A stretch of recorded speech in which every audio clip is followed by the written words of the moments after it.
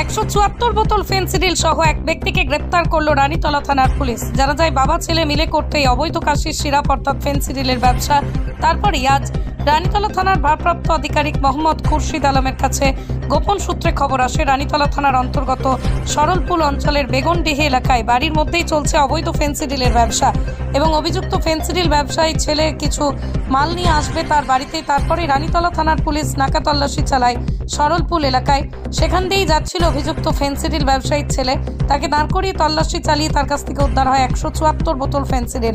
তারপরে রানীতলা থানার পুলিশ তাকে আটক করে। ছেলে স্বীকার করে বাবা ছেলে এই কাজের সঙ্গে জড়িত। আজ রানীতলা থানার পুলিশ বিচারকের কাছে পাঠানো হলো। 7 দিন পুলিশ হেফাজতে। এখন প্রশ্ন, দিনের পর দিন সাফল্য অর্জন বেড়েই চলেছে মুর্শিদাবাদ পুলিশ জেলা রানীতলা থানার। কখনো হেরোইন উদ্ধার, কখনো আগ্নেয়াস্ত্র, কখনো বা ফেন্সিডিল উদ্ধার করলো রানীতলা থানার পুলিশ। তবে আরো বিস্তারিত জানাবে আমাদের সঙ্গে রয়েছে আমাদের প্রতিনিধি ইব্রাহিম শেখ। ইব্রাহিম, বিস্তারিত জানাও, ঠিক কি করে এত বড় সাফল্য অর্জন করছে রানীতলা থানার পুলিশ? দেখো অর্জমা, তুমি যেটা বলছিলে মুর্শিদাবাদ পুলিশ জেলার পুলিশ সুপারের যেমন একটাই লক্ষ্য থানা এলাকা শান্ত রাখতে হবে, ঠিক তেমনি রানীতলা থানা ভারপ্রাপ্ত আধিকারিকের একটাই লক্ষ্য থানা এলাকা শান্ত রাখতে হবে। সেই কথা মাথায় রেখে কিন্তু অবৈধ কাজ রুখতে কিন্তু তৎপর হচ্ছে রানীতলা থানার পুলিশ কর্মীরা।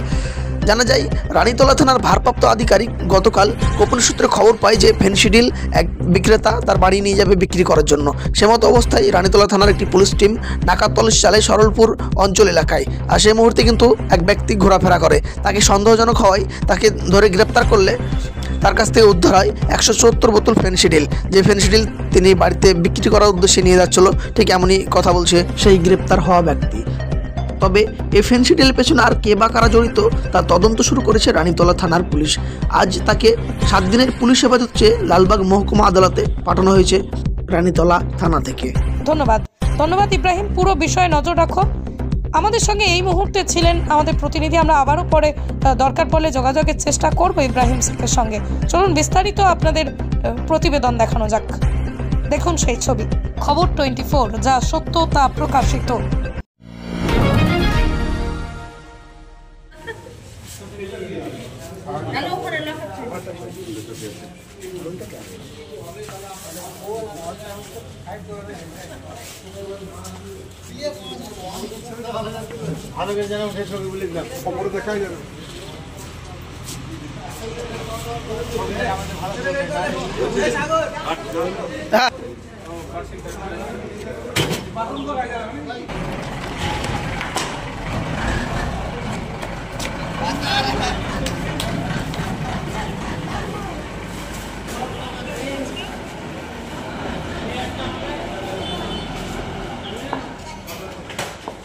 আপনি কি বহুদিন ধরে অ্যালার্জি রোগে ভুগছেন?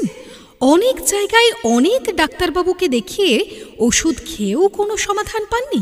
আর কোনো চিন্তা নেই, এখন অ্যালার্জির সেরা চিকিৎসা কেন্দ্র মিশন মেডিকেল সেন্টার, একটি NABL প্রত্যয়িত পরীক্ষাগার এবং একটি পলিক্লিনিক। এখানে বিশেষজ্ঞ সুচিকিৎসক দ্বারা সমস্ত রোগের চিকিৎসার সুব্যবস্থা রয়েছে। Mission medical centre 73G RN ঠাকুর রোড, লালদিঘি, বহরমপুর।